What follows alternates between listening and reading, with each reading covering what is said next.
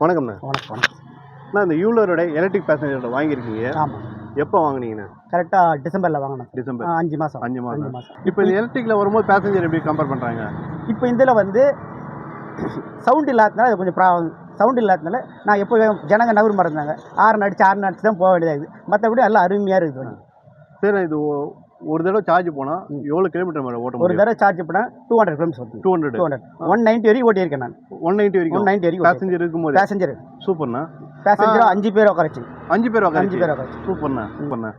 சரி, இந்த ஆட்டோ எவ்வளோ ஸ்பீடில் போகுது? அதே போல் பிரிட்ஜ் மேலாம் ஏறும்போது எப்படி போகுது? ஹீல்ஸ் எல்லாமே அதில் நல்லா எடுக்குது. இங்கே நம்ம லோக்கல் தீர்த்தகிரி கோயில் போயிடணும். அதில் 8 பேர் உட்காரச்சு ஏற்றணும். ஓகே. 30 கிலோமீட்டர் ஸ்பீடில் மேலே ஏறிச்சு. சூப்பர்ண்ணா. நல்லா இருக்குது. அதில் ஒன்றும் எந்த பிரச்சனையும் இல்லை.